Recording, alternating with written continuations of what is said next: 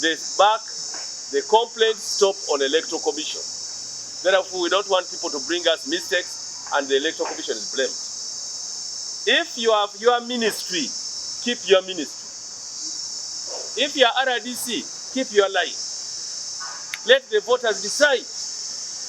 But you find RDCs who are our anchors have also candidates they are nominating in some areas. We are going to write to the responsible office to say RDCs in the following areas messed up and we want them to be reprimanded.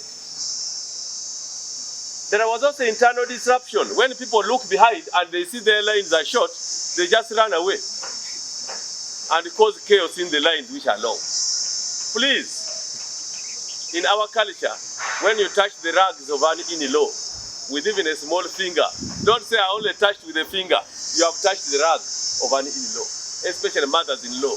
You will pay like the person who touched with the whole hand. So if you've started a process of election and your line is short, just wish that God adds you grace and you have come another time. Now, if you run away, the winner is declared because the electoral process has already what? Commenced. For this decision.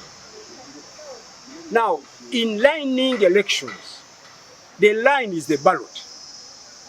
So if you come out of the line protesting, that means you have withdrawn. That's what people don't know. But I appeal to NRM to organize, to declare the other four positions.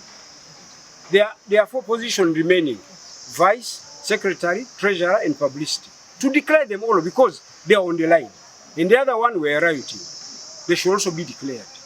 So that we don't miss these 4 votes at their district because they are mine. As of now,